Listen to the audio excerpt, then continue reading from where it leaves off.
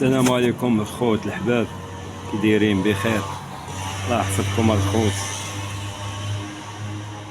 واحد ديفونا الخوت ما بغيتش نخبيه عليكم، والله العظيم هو ديفو خايب وبنادم كيدير منه، فهمت، كيضرب منه بغى يكون مليح، ولكن انا غنفرشو المهم كاين اللي يعرفو كاين اللي ما يعرفوش. دابا هاد الموطور الخوت مولاد دا عند واحد الحريفي، قال لي ودي راه الموطور عندي كيفشل على قولة الله اكبر، هادشي اللي كيقول مولاه على قولة الله اكبر.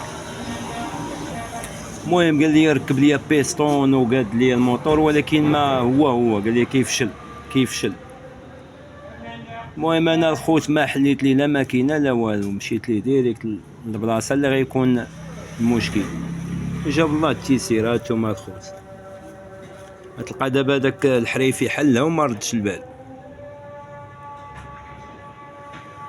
شو هاد الجوان الخوت، هاد الجوان شيه قطع من هنا لهنا.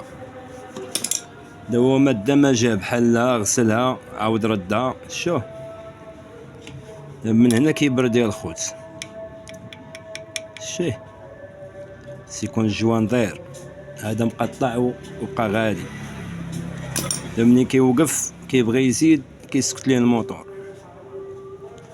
المهم هاد الديفو ما بغيتكمش الخوت طيحوا فيه. سام الله يحفظك خويا، الله يكبر بيك، الحمد لله، الله يحفظك، الله يعزك.